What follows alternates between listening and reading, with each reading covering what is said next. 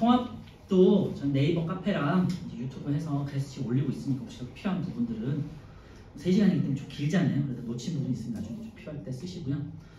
또 통합이 원체 길어요. 이제 간단하게 또 말씀드리면 새로 왔으니까 너 학교 어디니? 백신? 가깝지?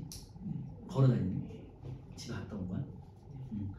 이제 우리 이제 중학교 1, 2, 3학년 6학기잖아요. 6학기 때 배웠던 게 여기 이제 2학기 동안 고등학교 1학년 2학기 동안 나오는 게 통합과학이에요. 거기다가 이제 우리 배웠던 것뿐만 아니라 또 추가가 되는 거잖아. 그래서 이렇게 두께를 해서 두께가 두껍죠. 2권이나 되니까 참고해 주시고 그래서 양이 굉장히 많아요. 참고로. 그리고 보통 4개월 기준으로 이제 2권을 떼는데 우리는 3개월만 떼야 돼.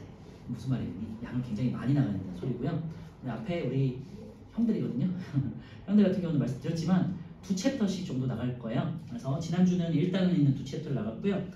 오늘은 이제 2단원에 있는 우주 초기의 원소랑 지구와 생명체를 이루는 원소의 생성에서 다는 못 나갈 것 같고요.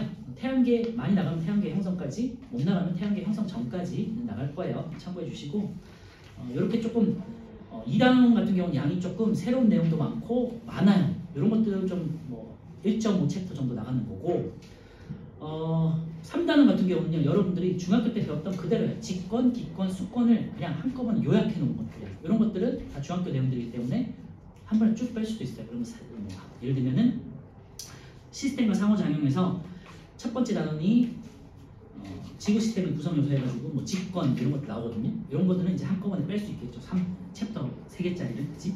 그래서 그렇게 생각해 주시면 돼요. 그래서 3시간 동안 챕터 2개에서 한 챕터 3개 정도 나간다 생각해 주시면 되고요. 예습보다는요 원체 많은 내용이기 때문에 예습보다는 되도록이면 그냥 했던 거를 다시 보는 쪽을 추천해 드리고요. 아무래도 여러분들 이제 중학교 1학년, 2학년이니까 내신 대비 더 잘해야 되잖아요, 그치? 그래서 통합과학 같은 경우는 뭔가 달달달달 외운다는 느낌보다 소설책 읽듯이 특히 화이트학 같은 경우는 줄글로 돼 있으니까 그냥 배웠던 거를 반복해서 한 몇 개월에 걸쳐서 한 2-3번 정도 반복해 보시면 큰 틀이 보일 거예요. 그리고 중학교 수업을 잘 마무리해 놓았다면 당연히 쉽게 접근할 수 있는 부분들이 있어요. 오늘 그 빼고 제 기준으로는 이 단원이 제일 빡빡하고 외울 게 많아요. 뒷부분들은 어려운 내용도 있긴 하겠지만 이 부분이 새로운 것들이 많기 때문에 조금 어렵다 생각해 주시면 돼요. 이제 시작해 볼게요. 42페이지 우주 초기의 원소고요. 이제 이 단원에서는 태양계가 빅뱅 이후에 새로운 원소들이 이제 생성이 되잖아요. 여러분들 알고 있는 원자라는 거, 그지? 원자를 이루기 위해서 원자 핵과 전자가 구성이 돼야 되는데 원자 핵과 전자를 구성하면서 이런 기본 입자들이 생성될 거거든요. 그거에 대해서 배우고요. 그 다음에 이후에 이런 원자들에 의해서 수소, 헬륨 이런 것들이 뭉쳐지면서 이제 행성을 만들게 돼. 그래서 태양계라든지 여러 가지 행성들이 만들어지는데 그런 것들을 한번 순차적으로 배워볼게요. 우선 42페이지에 있는 스펙트럼에 대해서 배워볼 건데요. 스펙트럼은 우리 중학교 2학년 때 원소 시간에 이제 잠깐 언급이 되는데 스펙트럼이라는 건요. 연속적인 빛의 띠를 이제 프리즘 같은 분광기에 됐을 때 빛이 이렇게 파장별로 꺾이는 걸 말하는 거잖아요. 파장이 짧으면 에너지가 크기 때문에 불점이 더 많이 되고요. 예를 들면 보라색깔, 자외선 이런 것들이죠. 그리고 파장이 짧은 빨간 파장이 긴 것들은 에너지가 적기 때문에 덜 꺾여요. 이런 것들은 이제 빨간빛 그리고 적외선 이런 것들이죠. 그래서 무지개 빛이 이제 빨간색부터 보라색까지 이렇게 쭉 나열되잖아. 이런 거를 이제 프리즘 스펙트럼이라고 하고요. 어쨌건 스펙트럼에는 이제 연속 스펙트럼, 선 스펙트럼 두 가지가 나오는데요. 연속 스펙트럼은 연속적인 색의 띠를 나타내는 거고요. 선 스펙트럼 같은 경우는 다른 말로 불연속 스펙트럼이라고 해요.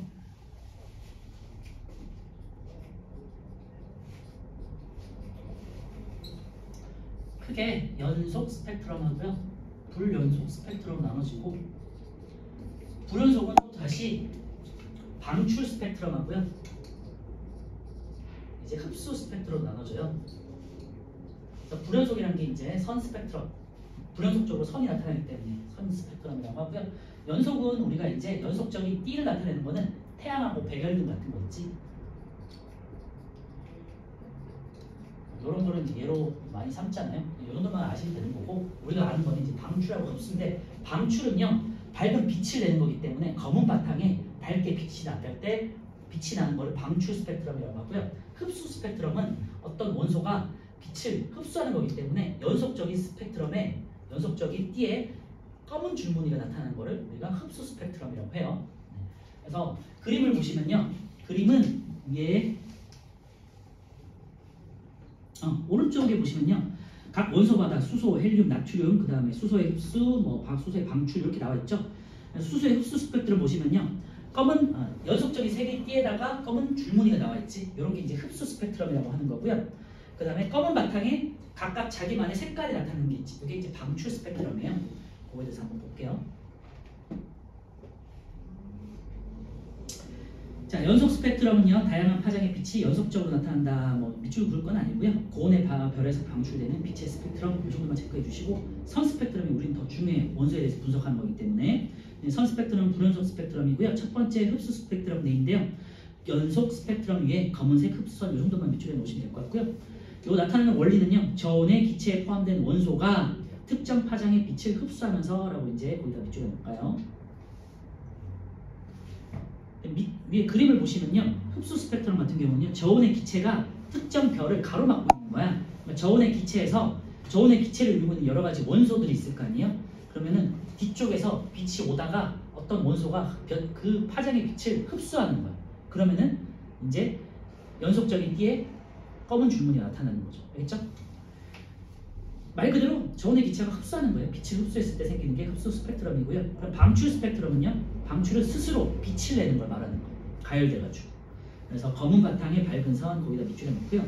고온의 별 주변에서 가열된 기체가 관측되면요, 고온의 특정 원소가 특정 빛을 방출한다 하겠죠. 예를 들면 뜨겁게 가열된 성운, 이제 가스 구름 같은 것들을 이제 성운이라고 하는데 뒤쪽에서 볼 거거든요. 고온의 가스 성운이라든지 아니면은 이제 기체에다가 수소 기체 같은 것들을 어떤 유리관에다 놓고 진공 상태에서 방전을, 그러니까 높은 전압을 줘. 그러면 순간적으로 빛이 반짝하겠죠. 이럴 때 빛이 방출되잖아. 이런 것들을 프리즘 혹은 분광기로 관측했을 때 이제 방출 스펙트럼이 나타나는 거고요. 그래서 두 개 잘 기억해 주세요. 선 스펙트럼에서는 방출과 흡수 두 개로 나타나는데, 방출은 고온의 기체가 가열됐을 때, 그리고 흡수 스펙트럼은 저온의 기체가 빛을 흡수했을 때. 알겠죠? 이거 잘 기억해 주시면 되고요.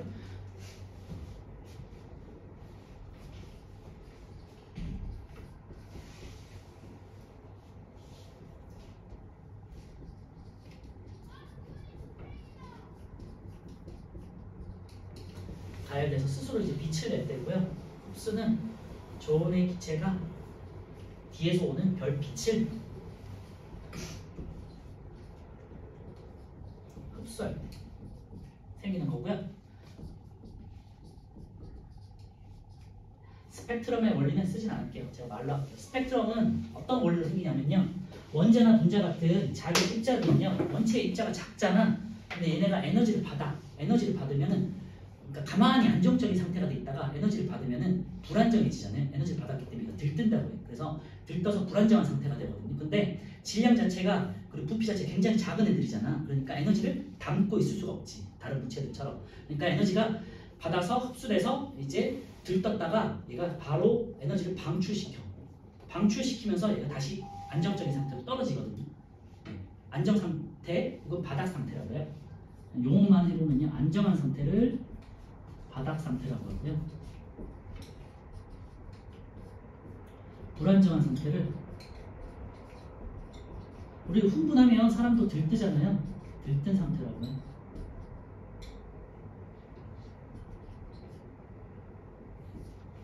안정한 상태는 에너지를 방출하면서 내가 안정해지는 거고요. 불안정한 상태는 에너지를 흡수할 때. 에너지를 흡수하면 흡수 스펙트럼이 나타나겠지, 그치? 에너지를 방출할 때는 빛이 이제 방출하면서 줄무늬를 나타내죠. 여기 이제 방출 스펙트럼이 되겠죠. 이런 원리가 되는 거고요. 그래서 에너지를 방출하면서 특정 영역의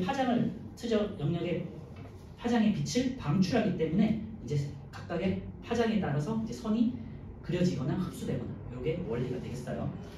그리고 그 밑에 보시면요, 42페이지 아래쪽에 선 스펙트럼이 나타나는 원리 해가지고요, 이제 밑에 그림 있죠? 흡수 스펙트럼과 방출 스펙트럼 그림이 있는데요. 흡수 스펙트럼 제가 말씀드렸지만 에너지를 흡수해서 들뜨는 불안정한 상태가 되는 거고, 지금 전자를 예로 들고 있어요. 요런 거에 관련해서 이제 화학 시간에 나중에 또 배울 텐데요. 전자가 원래는 원자핵에 가깝게 있어야 안정하겠지, 그지? 플러스 전화와 마이너스 전화가 가까이 있을수록 좋은 거잖아. 근데 에너지를 흡수하면서 얘가 들떡 불안정해서 이제 위쪽 궤도로 올라가기 시작해. 그러면 얘가 불안정한 상태라고 하거든요. 이때 전자가 다른 원자와 만나지 않으면 어떻게 되겠냐? 바로 떨어지려고 하겠죠. 다시 원자핵으로 가려고 하겠죠. 예를 들면 중력이 작용해서 밑으로 떨어지는 것처럼 얘도 원자핵에 걸려서 다시 원자 쪽으로 가려고 해. 이때 에너지를 방출하면서 에너지를 이제 빛의 형태로 방출시키거든요. 그래서 흡수 스펙트럼은 이제 들뜰 때 에너지를 흡수했으니까 들뜨는 상태가 되겠고, 그러면 이제 검은 줄무늬가 나타나겠죠. 그리고 에너지가 전자가 들떴다가 에너지를 방출하면서 다시 제자리로 돌아갈 때, 바닥 상태, 안정한 상태가 될 때는 빛을 방출하겠죠. 그러니까 특정 영역의 빛을 방출하니까 이제 검은 바탕에 이제 색깔 있는 각각의 원소마다 색깔의 띠를 나타내겠죠. 이게 이제 방출 스펙트럼이에요. 그래서 흡수와 방출 스펙트럼 잘 기억해 두시고요. 방출은 고온의 기체가 스스로 가열했을 때, 그러니까 에너지를 방출할 때가 되겠고요. 흡수는 저온의 기체가 빛의 별의 빛을 흡수하거나 에너지를 흡수했을 때가 돼요. 이런 개념적인 것만 잘 기억해 두시고요. 자, 오른쪽에 그래서 특정 원소에 따라서 선 스펙트럼 이런 게 볼 수 있는데, 이걸 하는 이유는요, 태초에 우주가 이제 생성되고 수소, 헬륨부터 생성해서 순서대로 원소가 생성되잖아요. 그래서 이런 별빛들을 관측했더니 수소, 헬륨이 우주상에서 가장 많이 관측이 된다는 거거든요. 그래서 빅뱅의 증거로서 쓰이기 때문에 지금 먼저 스펙트럼에 대해서 배우는 거예요. 그래서 원소마다 특정 파장의 에너지를 흡수하거나 방출한다 돼 있는데, 거기다가 이제 밑줄에 놓으시고요. 그러면 수소는 수소대로 잘 아시겠지만, 우리 중학교 2학년 때 원소 하는 시간에 배웠지만요, 특정 원소마다 자기 줄무늬가 있는 거잖아. 왼쪽으로 갈수록 파장이 짧고 에너지가 커요. 그리고 오른쪽으로 갈수록 파장이 길고 에너지가 작아요. 그런 차이가 있고요. 그래서 각 원소마다 선 스펙트럼이 다양하게 다르게 나타난다라고 할 수 있고요. 그래서 그 간격이나 뭐 에너지에 따라서 굵기라든지 간격이라든지 이런 게 다르게 나타나겠죠. 그래서 수소 같은 경우는 우리 방출 스펙트럼에서 왼쪽에 파란 줄 3개, 뭐 오른쪽에 빨간 줄 1개 이런 식으로 나타나고요. 헬륨 같은 경우는 뭐 이렇게 노란 줄도 나타나고, 나트륨 같은 경우는 노란 줄이 2개 정도 나타나고, 이런 식으로 각각의 위치가, 선의 위치가 다르게 나타나죠. 스펙트럼이 나타나는 위치와 간격 이런 것들이 다르다는 거고요. 수소 같은 경우는 이제 흡수했을 때는, 에너지를 흡수했을 때는 이렇게, 그리고 방출했을 때는 이렇게. 근데 위치가 같죠. 같은 원소니까. 그치? 단지 차이는요, 수소의 흡수 스펙트럼은요, 수소가 에너지를 흡수했을 때 나타나는 스펙트럼이고요. 수소의 방출 스펙트럼은 수소가 스스로 가열돼가지고 방출할 때, 에너지를 방출할 때 나타나는 스펙트럼이에요. 그 차이만 있는 거지, 위치는 같죠. 확인할 수 있는 거고요. 자, 스펙트럼 분석을 알아낸 우주를 구성하는 원소인데요. 뭐 두 가지 이제 중요하니까 그냥 뭐 묶어서 한번 표시해 놓으시고요. 스펙트럼 분석을 통해서 원소의 종류를 알 수 있겠죠. 스펙트럼에 나타나는 선의 위치를 통해서 어떤 원소들이 있는지 알 수 있잖아요. 그치? 그러니까 종류를 알 수 있고요. 그리고 아까 말씀드렸지만 선의 두께 혹은 선의 세기, 굵기에 따라서 종류가 얼마나 많은지를 알 수 있겠지. 그래서 그게 이제 질량비라고 할 수 있겠죠. 원소의 종류와 질량비 두 개를 알 수 있다. 그것만 기억해 두시고요. 그래서 질량비 같은 경우는 흡수선의 세기는 원소의 밀도에 비례한다. 이 정도만 기억하시면 되겠죠. 그러니까 그 원소가, 혹은 예를 들면 수소가 우주에서 제일 많거든요. 74% 정도 돼. 그럼 74%니까 100 중에 74니까 굉장히 많이 나오겠죠. 두께가 더 굵고 많이 나오겠죠.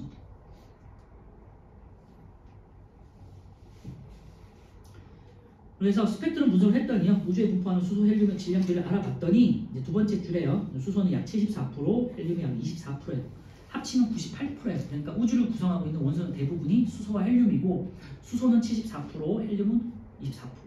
나머지 2%가 다른 원소들로 구성되어 있다는 소리예요. 그렇죠? 그래서 우주를 구성하고 있는 별 같은 경우는 대부분 수소와 헬륨으로 구성되어 있지. 태양도 수소와 헬륨으로 되어 있고, 이런 식으로 해서 스스로 빛을 내는 애들은 수소와 헬륨이 기본이더라 라는 거 참고해 주시고요.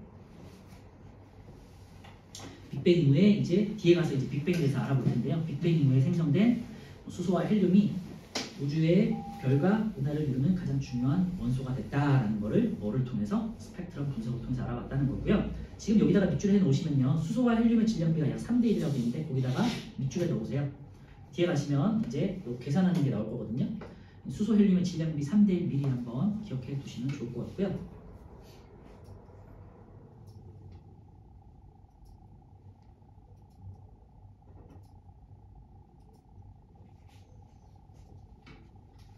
다시 한번 정리하면요. 스펙트럼 분석을 통해 가지고 원소마다 특정 파장의 에너지를 흡수하거나 방출하는 걸 이용해 가지고 원소의 종류가 뭘로 우주가 어떤 원소로 구성되어 있다는 것을 스펙트럼 분석으로 알 수 있다는 거고요. 흡수선과 방출선의 위치는 같은 원소라면 위치는 같다. 하지만 흡수선은 검은 줄무늬가 나타나는 거고요. 방출 스펙트럼은 이제 색깔 줄무늬가 나타난다 말씀드렸죠. 그 차이만 있는 거다. 위치는 같다. 그 다음에 종류와 스펙트럼 분석을 통해서 종류와 원소의 종류와 질량 비를 알 수 있다라는 거고요. 그래서 우주에 존재하는 원소의 종류와 질량 비를 파악했더니 수소와 질량이 3대1의 비율을 구성하고 있더라. 수소와 헬륨 여기까지. 그리고 밑에 태양의 대기 성분은요. 그래서 마찬가지로 태양빛을 스펙트럼 분석을 또 해봤더니 지금 연속적인 띠에 검은 줄무늬가 나타나는 거잖아요. 이거는 이제 태양의 대기에 의해서 태양이 수소 핵융합 반응을 통해서 에너지를 폭발시키잖아. 그지? 고온의 기체가 고온의 열을 방출시키잖아요. 근데 태양의 중심부에서 수소 핵융합이 일어나고 태양에는 대기가 있을 거 아니에요. 이 대기가 이 가는 것을 가다가 여기서 폭발해서 에너지가 방출되는데 이 대기에 있는 원소들이 어떻게 하겠니? 흡수하는 거잖아. 가로막는 거죠. 그래서 여기 보시면 흡수 스펙트럼이 나타나는 거예요. 그래서 태양을 스펙트럼 분석했더니 흡수 스펙트럼이 관측이 되고요. 흡수했다는 것은 특정 원소가 이 태양의 에너지를 흡수해서 가로막았다는 소리예요. 그래서 이제 결론은요. 태양의 스펙트럼 분석했더니 태양의 대기는 수소, 헬륨, 나트륨. 당연히 이제 수소, 헬륨이 가장 많고요. 그 다음에 이제 대기, 나트륨 이런 순서로 다양한 원소로 구성되어 있음을 알아냈다. 이제 거기다 밑줄여 놓으시고요. 수소, 헬륨, 나트륨 정도 밑줄여 놓으시면 되고요. 이 밖에도 칼슘도 있고요. 다양하게 있어요.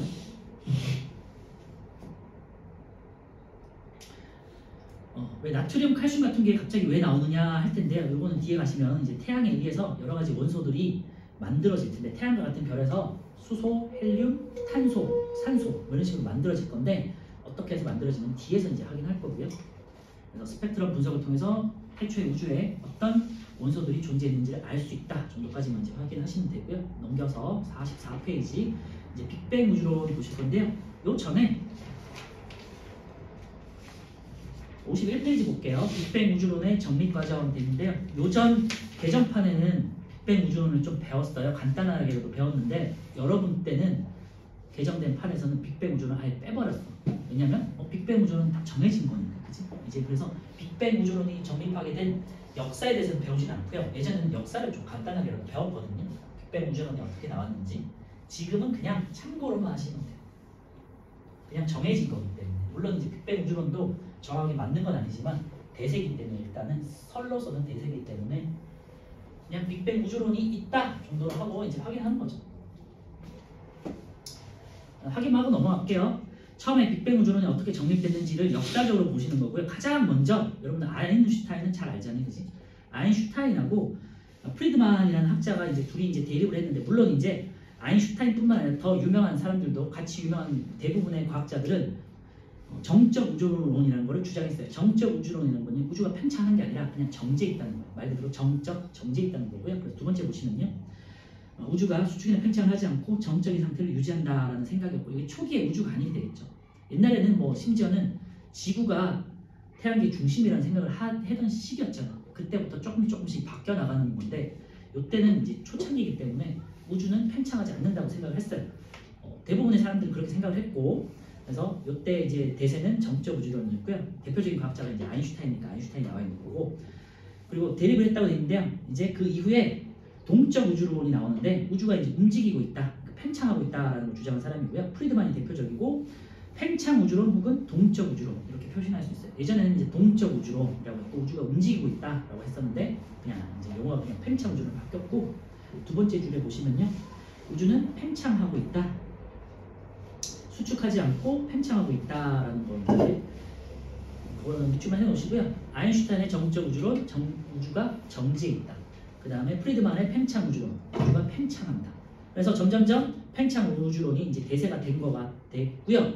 그 다음에 이제 팽창 우주론 증거가 된 허블의 관측인데 허블 망원경이라서 허블 들어보셨을 거예요. 이제 허블이라는 과학자가 이제 우리 은하 말고 외부의 은하들이 되게 많잖아요. 그 외부 은하들을 이제 관측을 했더니 서로 은하들이 우리를 중심으로 계속해서 멀어지고 근데 그 멀어지는 속도가 가까운 것보다는 멀리 있을수록 더 멀리 멀어진다는 거예요. 그러니까 외부 은하가 멀어지는 속도가 점점 빨라지고 있다는 거고요. 그러니까 풍선을 생각하시면 풍선에다가 특정 위치에다가 이렇게 뭐 어떤 뭐 스티커 같은 걸 붙여놓고 계속해서 불어요. 그럼 얘가 이렇게 커지면서 이 간격이 점점 이렇게 멀어질 거 아니에요? 간격들이. 그죠? 근데 얘가 움직인 건 아니잖아. 얘는 정지해 있는데 풍선이 팽창하고 있잖아요. 그죠? 그래서 이런 걸 관측한 거예요. 그래서 이걸 외부 은하라고 하신다면요. 외부 은하가 서로 간에 지금 멀어지고 있고 멀수록 더 멀리 멀어지고 있다고 해요. 그래서 이게 우주라면 외부 은하들이 멀어지고 있다는 건 우주가 팽창하고 있는 게 아니야. 외부 은하들이 있는, 그러니까 은하계가 있는 포함된 우주가 그 공간이 팽창하는 게 아닐까라고 생각을 한 거죠. 허블이 망원경으로 전체 망원경으로 외부 은하가 멀어지는 걸 관측했고 이게 팽창 우주론의 증거가 돼요. 그래서 이제 정적 우주론에서 팽창 우주론으로 넘어왔고요. 아인슈타인도 이제 공개적으로 자기가 잘못했다 이제 사과하고 이제 프리드만의 팽창 우주로 넘어갔고요. 그 다음에 팽창을 하는데 또 두 가지 종류로 나눠져. 첫 번째는 이제 가모프의 빅뱅 우주론이 있고요. 우리가 지금 배우는 빅뱅 우주론이 되겠고요. 두 번째는 이제 호일의 정상 우주론이 되겠어요.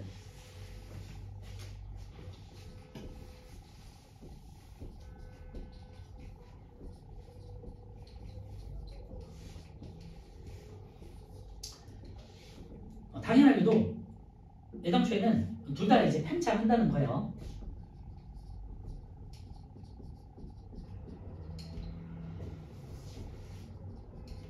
그래서 호일의 팽창 우주론이 이제 이제 정립이 되게 되고, 이게 이제 허블이 이제 증거를 제시한 거고, 그 다음에 이제 빅뱅 우주론과 정상 우주론이 대립하게 되는데, 빅뱅 우주론은 가모프 러시아 쪽 사람이고, 정상 우주론은 호일 이렇게 이제 대립을 하는데, 정상 우주론은 새롭게 해서 원소들이 계속해서 생성되고 있다는 거예요. 부피가 팽창하면서 새로운 원소들이 생성되니까 질량도 계속해서 증가하는 거지. 그러니까 밀도가 일정한 거예요.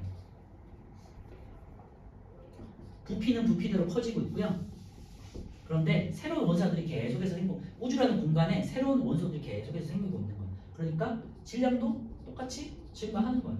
그러니까 밀도는 일정하겠죠. 그죠?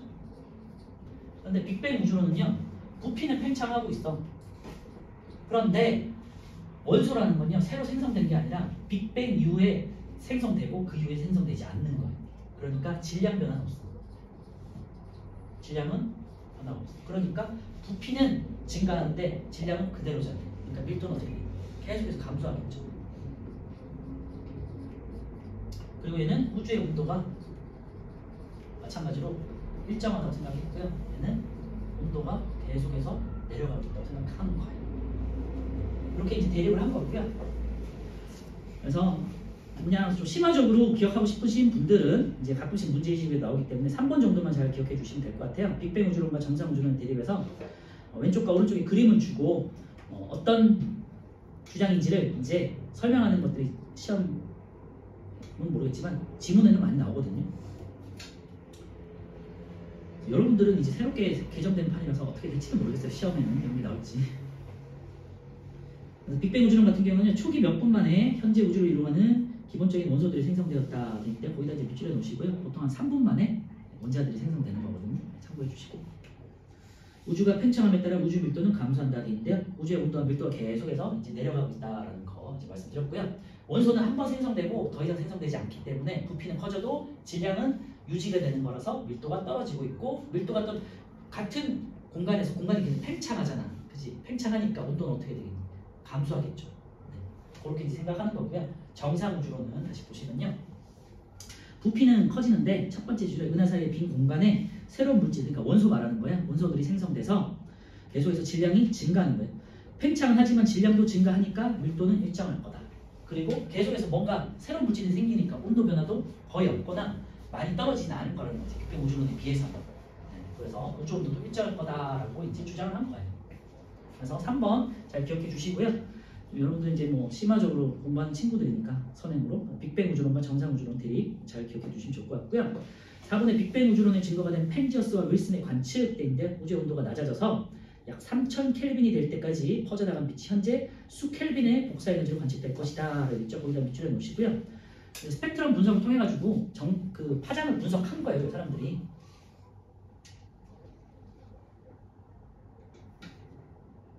보시면요, 현재 관측되는 파장이 수 켈빈이라는 건요, 켈빈은 0 켈빈이 마이너스 273도씨잖아요. 그리고 100 켈빈이 273K가 0도씨인 거예요. 그러니까 3켈빈이라는 건 어떤 거니? 마이너스 영하 수백 도, 200도 아래쪽인 거잖아. 그래서 우주가 굉장히 추운 거잖아요. 그지? 그래서 멀리서 오는 빛을 관측했더니 파장이 굉장히 길어. 파장이 길다는 건 온도가 낮고 에너지가 작다는 거거든요. 그래서 파장을 분석했더니 굉장히 온도가 낮네. 이 말은 온도가 계속해서 뭔가가 감소하고 있다는 소리잖아요. 그치? 왜냐면 빅뱅 때는 온도가 굉장히 수조 이상이니까 굉장히 높은 고온이었을 텐데 계속해서 지금 관측되는 거는 낮은 온도가 관측되는 거기 때문에 그럼 온도가 계속해서 수축했다는 거를 이제 파장 분석을 통해서 알게 된 거고요. 두 번째, 우주의 모든 방향에서 거의 동일한 세기로 관측되는 전파 신호를 발견했다. 이게 이제 확인이 되겠고요. 이 복사 에너지는 온도가 약 3켈빈 정도의 물체에서 방출되는 복사의 파장과 일치한다. 그래서 우주 온도가 굉장히 낮은 이유가 팽창하면서 온도가 낮아졌기 때문이다. 라고 해석할 수 있고요. 여러분들 우주상에서 만약에 죽는다 그러면요, 공기가 없어서 죽는 게 아니라 얼어 죽는 거예요. 그래서 정적 우주론과 팽창 우주론의 대립부터 시작해서 그 다음에 팽창 우주론의 허블이 관측하면서 증명이 되고요. 세 번째, 빅뱅 우주론과 정상 우주론이 대립하는데 빅뱅 우주론이 이제 결국에는 최종 승자가 되는데 그거는 펜지어스와 윌슨의 파장 분석을 통해서 복사 에너지의 파장 분석을 통해서 이제 우주 배경 복사라는 걸 확인하게 됐다. 이 정도까지가 이제 지난 판에는 나와 있었어요. 책에 참고해 주시고요. 다시 돌아가기를 길게 했는데 44페이지 다시 이제 빅뱅 우주론으로 가볼게요. 이제 이번 판에서는 빅뱅 우주론만 배워요. 그렇죠? 두 번째 보시면요, 빅뱅 우주론 우주 팽창의 증거를 우리가 이제 허블이 관측했다고 했죠. 두 번째, 거리가 먼 은하일수록 더 빨리 멀어진다. 이 정도 기억하시면 될 것 같고요. 공간이 팽창하기 때문에 멀어지고 있는 것처럼 관측된다. 이렇게 유출하시면 될 것 같아요. 네, 풍선 제가 말씀드렸는데 풍선 한번 생각해 보시면서 풍선 속에서 스티커가 어떻게 멀어졌는지, 멀리 있을수록 더 빨리 멀어진다는 거 기억해 주시고요. 두 번째, 이제 빅뱅 우주론 약 138억 년 거기다 동그라미 쳐놓고요. 138억 년 기억해 두시고, 참고로 138억 년이 우주고요. 태양 나이가 50억 년이야. 그러면 어느 정도 태양계가 상대적으로 젊은지는 알겠죠? 젊은 건가? 중년 정도 되겠죠? 모든 물질과 에너지가 모인 매우 뜨겁고 밀도가 큰 한 점에서 빅뱅, 대폭발이 일어났다라고 이제 거기다 밑줄에 놓고요. 처음에는 빅뱅이라고 이름을 지었지 않은 것 같던데 빅뱅이라고 원래는 이제 조롱조롱 놀리는 조로 이제 붙인 별명 같은 거라고 해요. 빅뱅이 되게 이름이 조금 약간 웃기잖아. 빅뱅 그러면 약간 좀 어조도 그렇고 어감도 그렇고 조금 웃기잖아요. 큰 폭발, 뱅 뭐 이렇게 하는데, 그치? 그래서 과학자들 쓰기에는 조금 약간 세련적인 뭐랄까 속된 표현이잖아요. 그래서 놀림조로 했던 표현인데 그게 이제 큰 이제 정립이 되면서 어떻게 보면 한 점에서 폭발, 말 그대로 폭발한 거기 때문에 이름이 이제 빅뱅으로 지어졌다고 하더라고요. 그래서 빅뱅 우주론 138억 년 전 밀도가 높은 고온 고하부 조건에서 한 점에서 폭발이 일어났다. 기억해 주시고요. 그러면서 이제 기본 입자들이 생성이 될 거예요. 2번 보시면요. 우주가 팽창하면서 온도가 낮아짐에 따라 최초의 물질인 기본 입자가 생성되었다 되어 있는데요. 여기다 밑줄에 놓으시고요. 기본 입자가 생성되고 점점점 무거운 원소들이 이제 생성이 되게 돼요. 그리고 우주가 팽창하면서 아까도 말씀드렸지만 밀도와 온도는 계속해서 감소하게 돼요. 그러다가 이것만 기억해 두시면 될 것 같아요. 우주가 팽창하면서 감소되는 게 있는데 밀도와 온도가 감소되었다. 해주시고요. 제가 이제 기본 입자부터 해서 원소들이 생성되는 거 한번 표기를 해볼까요?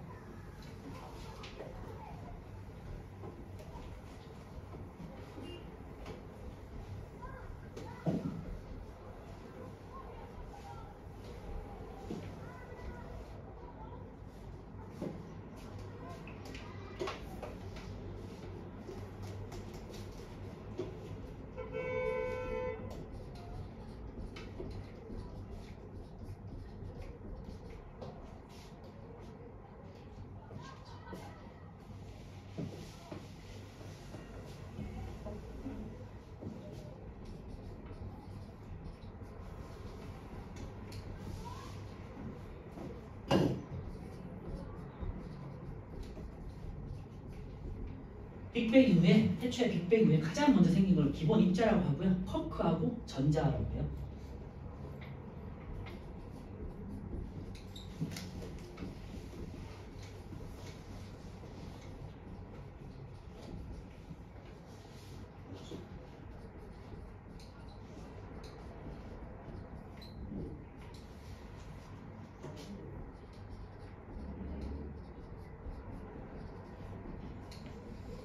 기본 단위가 되겠고요.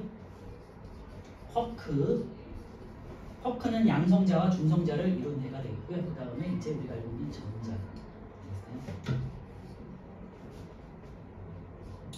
핵을 이루고 있는 게 양성자와 원자 핵을 이루고 있는 게 이제 중성자죠.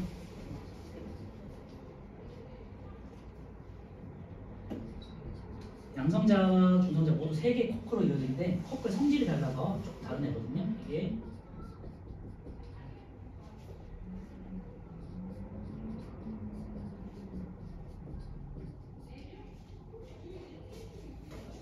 양성자는요,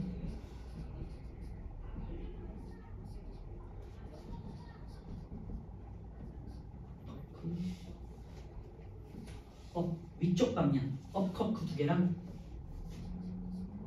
다운 커크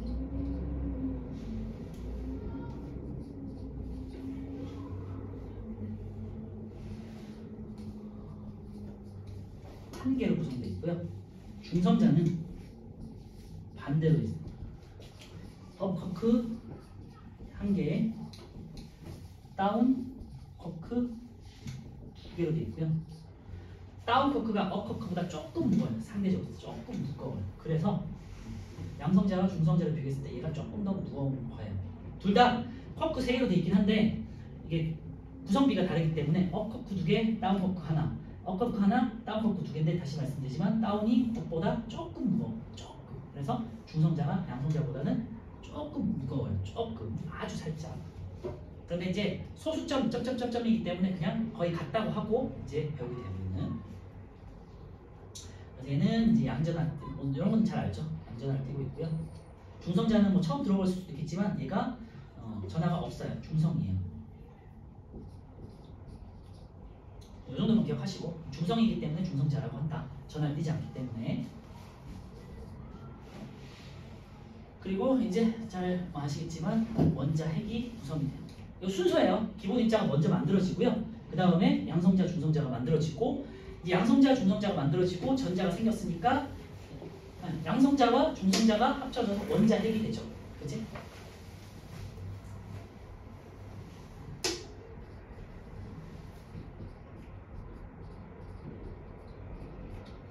들어보셨을 수도 있는데요. 원자 핵은요, 양성자와 개수만큼 중성자 개수가 합쳐져요. 예를 들면 수소는 예외고요. 수소는 양성자 1개로 되어 있고요. 헬륨은 여기 2번이잖아. 헬륨은 양성자 2개, 중성자 2개로 되어 있고요. 정말 힘들어. 얼마나 힘들까? 수핵 리. 리튬은요, 양성자 3개, 중성자 3개로 되어 있고요. 베릴륨은요, 양성자 4개, 똑같은 개수만큼 가지는 거예요. 그렇죠? 4개를 가지고요. 요게 이제 양성자와 중성자 수를 합친 게 우리 이제 질량수라고 하는데요. 그냥 참고로만 하시고 이거 화학 시간에 하는 건데 질량수 4, 얘가 6, 얘가 8, 얘가 1이 되잖아요. 요게 우리 이제 생각하고 있는 원자량 있죠. 하고 거의 같은 개념을 생각하시면 되고, 그럼 산소는 원자량이 16이잖아요. 그러니까 양성자 8개, 중성자 8개가 있고, 탄소 같은 경우는 12잖아요. 원자량이 양성자 6개, 중성자 6개가 있는 거예요. 그래서 그 원자량이나 우리 분자량, 원자량 이런 거 혹시 기억하시는지 모르겠지만 그때 나오는 질량수가 이제 양성자 때문에 생기는 거거든요. 그렇죠? 하여튼 이런 게 있다, 개념만.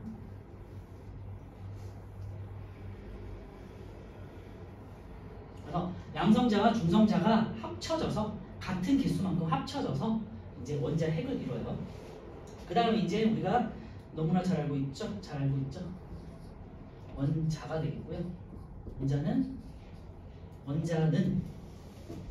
이렇게 원자 핵에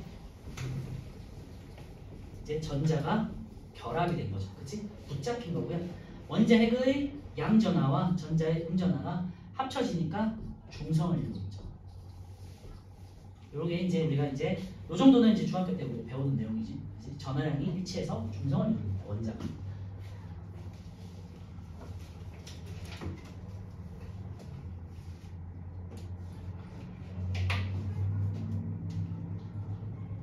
자, 요 순서대로 이제 우리가 이제 진행이 될 거예요. 기본 입자, 쿼크와 전자가 먼저 생기고, 그 다음에 양성자, 중성자가 만들어지고, 이제 양성자, 중성자가 합쳐지면서 원자핵이 만들어지고, 원자핵에 이제 전자가 달라붙어서 원자가 되는 순서가 이제 오른쪽에 나와요. 자, 우주 초기에 생성된 원소들인데요. 자, 빅뱅 우주론 이후에 우주에서 원소가 생성되는 과정을 생각하시면 되고요. 빅뱅과 원자의 생성에서 별표 쳐놓고요. 지금까지 제가 한 20분, 30분 동안 했던 내용은 그냥 서론이고 시험에 안 나온 내용이고요. 이제 요 내용이 이제 시험에 나와요. 빅뱅과 원자의 생성 같은 경우는 기본 입자의 생성돼 있는데요. 그림하고 잘 비교해 보세요. 이제 빅뱅 이후에 쿼크와 전자가 이제 그림에서 보여 있죠. 기본 입자가 생성돼요. 처음에 온도가 굉장히 높았죠. 우리가 생각할 수 없는 정도의 수조억, 하여튼 굉장히 높은 고온이었어요. 그 고온에서 점점 이제 팽창을 하면서 온도가 내려간다고 그랬죠. 제가 아까 말씀드렸지만 밀도가 내려가고 온도가 감소하는 게 포인트라고 했어요. 온도가 이제 내려가면서 어떻게 되겠니? 이제 입자들이 점점 막 이렇게 활발하게 하다가 점점 이제 운동이 둔해지고, 그 다음에 자기들끼리 뭔가가 합쳐지기 시작했죠. 온도가 높을 때는 뭔가가 다 녹아 있을 거 아니야. 근데 식으면서 조금씩 형태가 생기겠지, 그렇지? 입자가 생성된다는 소리예요. 그래서 팽창하면서 우주의 온도가 낮아져서 쿼크 전자 같은 기본 입자가 생성되었다. 다른 건 떠나가지고요. 기본 입자에는 그냥 쿼크 전자, 빅뱅 이후에 처음 쿼크 전자 기본 입자 생성, 이 정도 기억하시면 되고요. 자, 두 번째 양성자와 중성자의 생성돼 있는데 거기다 이제 밑줄에 놓으시고요. 쿼크들끼리 이제 결합을 하겠죠. 쿼크들이 생겼으니까 주변에 있는 쿼크들끼리 이제 만날 확률이 높아지는 거잖아. 근데 주변에서 온도가 계속해서 낮아져. 그러니까 쿼크들이 막 이렇게 돌아다니는 게 아니라 자기들끼리 가까워지겠죠. 그러면서 쿼크 세 개끼리 만나. 근데 업 쿼크 두 개랑 다운 쿼크 한 개가 만나면 양성자, 업 쿼크 한 개랑 다운 쿼크 두 개가 만나면 중성자가 된 거예요.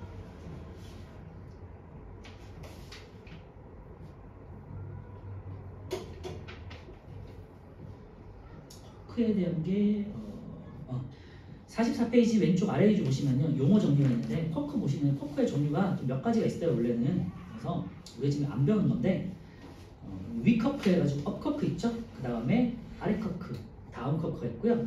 그리고 맵시, 참 쿼크라는 게 있고요. 야릇한 스트렌지 쿼크도 있고요. 꼭대기, 탑도 있고요. 바닥, 버텀도 있고요. 그래서 한 6가지 정도 나누는데 다 배우지 않아요. 여러분들 이제 대학 가가지고 물리 전공하시면 배울 거고, 사실은 뭐 여기서 배울 사람 없을 것 같은데, 물리학과 안 갈 것 같은데, 그지? 그래서 어쨌건 이런 식으로 쿼크 종류 되게 많은데 우리는 아는 건 양성자가 요거는 나와. 업 쿼크 2개, 다운 쿼크 1개. 혹은 한글로는 위 쿼크 1개, 2개, 아래 쿼크 1개. 요건 나오거든요. 그리고 양성자는 이렇게 조합이 되다 보니까 양전을 띄게 되는 거고, 얘는 이렇게 조합을 하니까 중성인데 질량은 조금 크다. 그 정도만 기억해도 돼요. 그 정도만.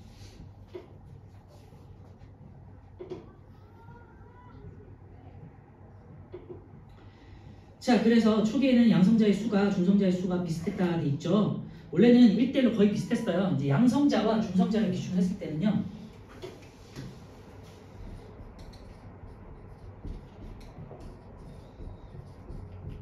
쿼크의 구성비가 다를 뿐이지, 쿼크라는 건 어차피 계속해서 밖에서 들어왔다가 나갔다 할 수 있는 거잖아요. 옆에서 이제 원래 재료는 많으니까 코크란 애들 되게 많으니까 계속해서 조합을 시킬 수 있는 거야. 근데 양성자보다 중성자가 조금 더 무겁다고 그랬잖아요. 이렇게 전환이 될 때 이제 질량 차이가 발생하죠. 그러니까 질량 차이만큼 에너지를 방출시키거든요. 아니, 쏘리. 반대로. 양성자에서 중성자로 될 때는 질량이 무거워지는 거잖아요. 무거워졌다가 이제 중성자가 바로 또 붕괴가 돼요. 이때는 에너지가 흡수가 되는 거고요. 에너지가 아니 질량이 작은 게 질량이 커졌으니까 에너지 흡수해야 되잖아, 그지? 그런데 얘가 온도가 원체 높은 상태다 보니까 얘가 바로 붕괴가 될 수 있어요. 그래서 중성자가 에너지를 방출하면서 양성자가 돼요. 이 에너지를 방출하는 질량 차이만큼 에너지를 방출한다고 그 정도만 그냥 기억해 주시고요. 차이만큼 에너지를 방출하면서 중성자가 양성자가 됐다가 양성자가 다시 중성자가 됐다. 원체 고온이니까 에너지를 계속 받을 수 있는 거잖아. 그러니까 양성자가 에너지를 흡수해서 또 중성자가 돼. 그러니까 양성자, 중성자는 계속해서 왔다 갔다 할 수 있는 거야. 서로가. 그래서 거의 예전 태초에는 초기에는 빅뱅 초기에는 얘가 1대1의 비율이었어. 근데 뭐가 온도가 계속해서 내려가잖아. 그러니까 주변에 있는 열 에너지가 어떻게 되겠니? 흡수가 잘 안 되겠지. 그죠? 그러니까 양성자가 중성자가 되는 비율보다 중성자가 양성자가 되는 비율이 더 커지겠지.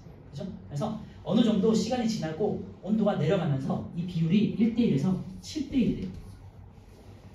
이 비율을 꼭 기억하셔야 돼요. 그래서 양성자와 중성자의 개수비가 약 7대1이다 됐죠. 거기다가 뭐 밑줄을 쳐놓던 동그라미 이 숫자 꼭 기억하셔야 되고요. 무조건 시험에 나와요. 오른쪽에 보시면요. 초기 우주에서 양성자 수가 중성자 수가 많았던 이유에 대해서 이제 설명이 되어 있으니까 한번 읽어보시고, 아래쪽에 에너지를 방출하는 중성자에서 양성자로의 변환이 더 우세하게 일어나면서 양성자 수가 많아졌다. 그래서 초기 우주에는 원래 양성자와 중성자가 1대1에 서로 변환이 가능했는데 온도가 계속해서 낮아지니까 에너지를 공급할 수가 없잖아. 그러니까 양성자가 중성자가 되는 비율보다 중성자가 양성자로 에너지를 방출하면서 다시 다운되는 비율이 더 많아졌다. 그러니까 양성자가 점점 더 축적이 되겠지. 그죠? 그래서 양성자가 7, 중성자가 1이 되고요. 그래서 수소는 아까 제가 말씀드렸지만 양성자 한 개로 수소 원자가 되는 거잖아요. 그래서 근데 수소 원자가 74%라고. 그래서 우주에 양성자가 중성자보다 더 많은 이유가 설명이 되겠죠.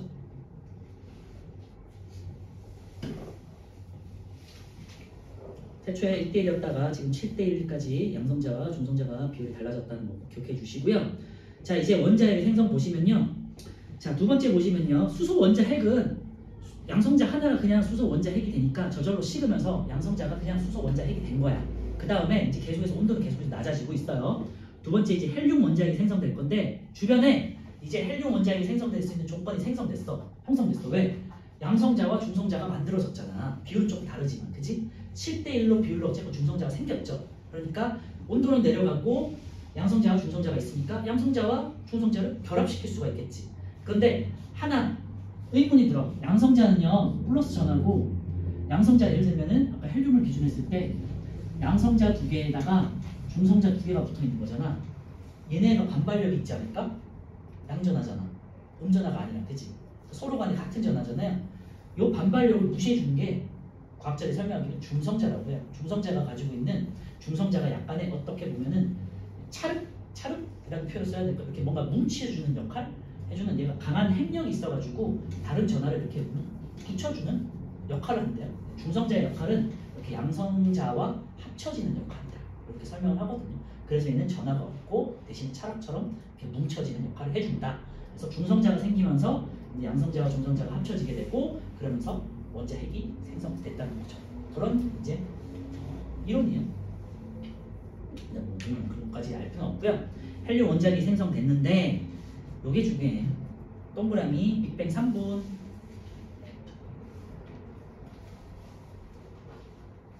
자, 제가 여기다가 이제 시간을 쓸 건데요.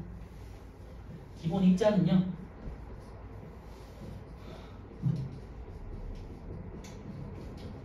(10의 마이너스 6승) 초. 미안. 빅뱅 이후고요. 막 빅뱅 하자마자 양성자와 중성자는요 10의 마이너스 6승초 후. 빅뱅하고 10의 마이너스 6승초 굉장히 짧은 시간이죠. 우리한테는 굉장히 짧은데 얘네 입장에서 되게 큰 거야. 원자나 이런 입장에서는. 어쨌건 이제 양성자, 중성자가 생기고요. 원자 핵은요 3분. 원자는요 뒤에 여기 있지만 38만 년. 그러니까 시간적으로 보시면요 굉장히 짧은 시간 동안 원자 핵이 형성되고 그지 3분까지니까. 그리고 원자 핵에서 원자가 되는데 이렇게 많은 시간이 지난 다음에 굉장히 긴 시간이 지나서 이제 원자가 생성이 되는 거예요. 알겠죠? 그래서 우리가 외우는 건요 시간이랑 각각의 그 기본 입자부터 물질 구성 입자의 순서부터 그 다음에 시간, 그 다음에 아까 전에 질량비 같은 것들이 있었지. 그런 숫자를 잘 기억해 주세요. 이 단어는.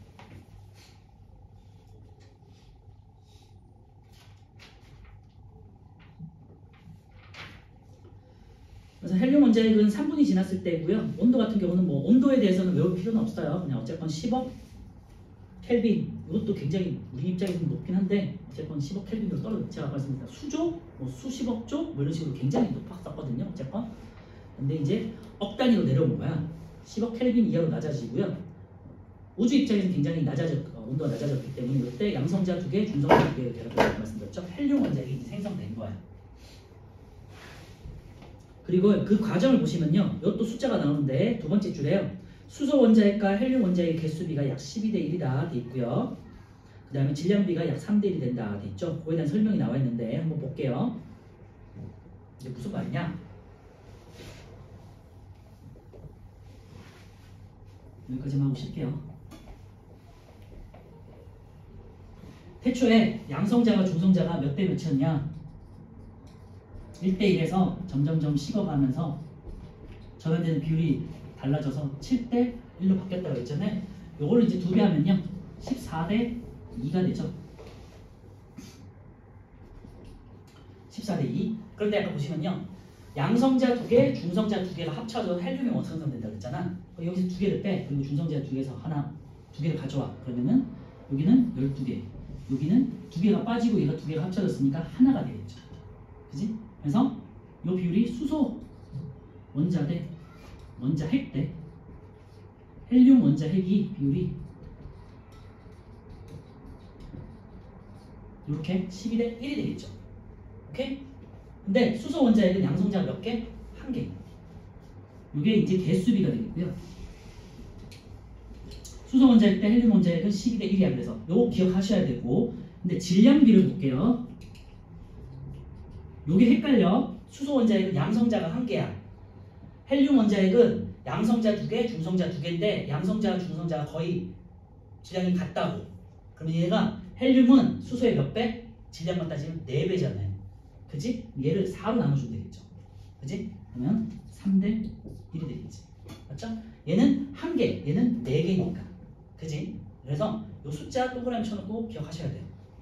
그래서 수소 원자핵과 헬륨 원자핵 개수비가 약 12대 1. 여기서 나온 거야. 원래 14대 2에서 얘를 뗀 거야. 2개를 떼가지고 얘한테 줬어. 그지? 그러니까 14개 중에 2개 뺐으니까 12개가 되고 2개 합쳐져서 1이 된 거잖아요. 그지? 12대 1이 되겠고요. 그 다음에 질량비로 따지면요. 수소 원자핵은 양성자 1개, 헬륨 원자핵은 질량비가 4배가 되니까 양성자 2개, 중성자 2개 해서 4개짜리잖아. 공 4개짜리. 그지? 얘는 다시 한번 그림을 하면요. 공 1개짜리고 얘는 공 4개짜리야. 그러니까 질량비가 4배가 되죠. 이해됐죠? 그래서 갑자기 12대 1에서 3대 1이 된 이유가 있는데 개수비는 12대 1이고요. 그래서 질량비가 약 3대 1이에요. 그거에 대한 그림이 밑에 잘 나와 있으니까 그림을 보시면서 잘 확인하셔야 되고요. 당연히 이제 시험이나 지문에 제일 많이 나오는 문제 중에 하나예요. 헬륨 원자핵 생성 전에는 양성자 14개와 중성자 2개 이제 7대 1의 비율, 그러니까 14대 2가 되겠죠. 그래서 7대 2 옆에다가 14대 2 써놓으시면 되고요. 14대 2가 이제 어떻게 조합이 되다 보니까 수소 원자핵 12개와 이제 헬륨 원자핵 1개가 되니까 개수비는 12대 1이 되겠고요. 질량비는 3대 1이 된다. 다시 개수비는 수소 원자핵 대 헬륨 원자핵의 개수비는 12대 1이고요. 그 다음에 질량비는 3대 1. 알겠죠? 이 내용 굉장히 중요합니다.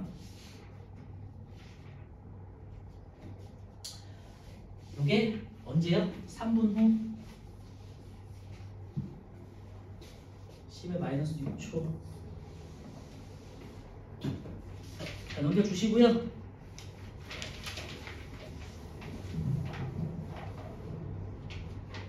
초기 우주에서 헬륨 원자핵의 생성 과정을 한번 읽어보시면 되고요. 이런 식으로 해서 양성자와 준성자끼리 자기들끼리 막 만나가지고 조합을 이루는 거야. 그러다가 특정 조합이 이루어질 때 헬륨 원자핵이 만들어졌다라는 거니까 한번 읽어보시고요.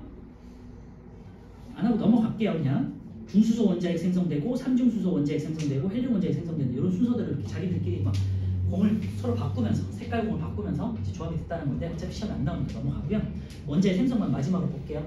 자, 아까 시간은 뭐 오랜 시간이 지나가지고 3분 이후에 오랜 시간이 지나서 38만 년이 지난 후에 이제 원자핵의 전자가 이제 잡히게 되는 거야. 왜? 온도가 굉장히 낮아졌기 때문에. 알겠죠? 요 전까지만 해도요 10억 켈빈 정도 되니까 어쨌건 높은 온도잖아요. 요때 되면요 굉장히 낮은 온도로 떨어져요. 그래서 온도가 약 3000 켈빈. 물론 우리 기준에서는 굉장히 높죠. 3000도씨면 굉장히 높은 거잖아. 태양이 6000도씨니까 3000도씨면 굉장히 높죠. 하지만 우주 입장에서는 억 단위, 조 단위에서 이제 1000단위로 내려온 거니까 굉장히 식었다고 볼 수 있고요. 38만 년에 동그라미 쳐놓고요. 우주의 온도가 약 3000 켈빈. 외울 필요는 없는데 그냥 단위 정도만 어느 정도 감을 잡아 놓으세요. 아, 이 정도까지 떨어졌구나. 문제 풀다 보면 지문에 나오니까. 3000 켈빈으로 낮아졌을 때 원자핵과 드디어 원자핵의 양전하가 전자 입장에서 보이기 시작한 거야. 그리고 끌려가기 시작한 거지. 주변에 너무 높은 온도 때문에 끌려갈 수 없었는데 이제 온도가 식으니까 내가 전기력에 끌려가게 되는 거야.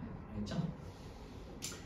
두 번째 줄에 원자핵과 전자가 결합해서 수소 원자와 헬륨 원자가 이제 생성되었다. 그래서 수소 원자는 뭐 너무 잘 아시겠지만 양성자 한 개, 전자 한 개가 붙은 거고요. 그 양성자 한 개니까 양전하량으로 따지면 플러스 1이 되겠고 전자에 마이너스 1짜리가 한 개, 그지? 그 다음에 헬륨 원자 같은 경우는요, 뭔가 공은 4개 있지만요, 양성자는 2개, 빨간 공이 양성자고 그래서 플러스 2가 되겠죠. 공은 4개지만 전하를 띈 거는 2개밖에 없잖아. 그래서 플러스 2라고 표현하고요. 플러스 2니까 전자는 마이너스 1짜리가 2개. 그래서 전자가 2개 달라붙어서 전기적으로 중성을 이루게 돼요. 마지막으로 두 번째 수소 원자, 헬륨 원자 그냥 보시면요. 이제 중력에 의해 서로 간에 이제 중력에 의해 모이게 돼요. 중력 동그라미 쳐놓으면 될 것 같고요. 이제 앞으로 이제 수소나 헬륨을 재료로 해가지고 별이라든지 행성이라든지 만들어질 건데 얘네가 서로 간에 모여 있으면 중력이 생기잖아요. 중력이라는 거는 만류인력을 해가지고 질량을 가진 입자들끼리 서로 간에 잡아당기는 걸 중력이라고 표현하잖아. 그러니까 수소와 헬륨이 굉장히 밀집해 있는 거예요. 그러니까 자기들끼리 뭉치겠죠. 작은 입자들이지만 얘네가 이제 점점 뭉치다 보면 그리고 오랜 시간이 지나면 드디어 어느 뭐 행성이라든지 항성이라든지 별 같은 게 생기겠죠. 중력에 의해서 이제 모여서 별과 은하를 형성한다. 이 정도만 기억해 두시고요. 현재까지도 우주를 이루는 물질의 대부분 차지한다. 뭐가? 수소와 헬륨이. 자, 숫자. 수소는 74%, 헬륨은 24%, 합쳐서 98%. 이 은하가 이거는 뭐 모르셔도 되는데요. 얘네가 이제 쭉 지나서 4에서 한 6억 년이 지나서 이제 별이 생성이 된다고 해요. 4에서 보통 한 5억 년 정도 기대해 주시면 될 것 같아요. 4에서 한 7억 년이니까 한 5억 년 내외 정도가 지나가지고 이제 별이 형성됐다. 네, 빅뱅 이후에 5억 년이 지나서. 알겠죠? 그리고 그거에 대한 이제 뭐 흡수 스펙트럼과 이제 방출 스펙트럼 이런 것들이 있으니까 한번 참고해 보시면 될 것 같고요. 네, 여기까지 하고 10분 쉬었다가 우주 배경 복사 보고 문제 좀 풀게요.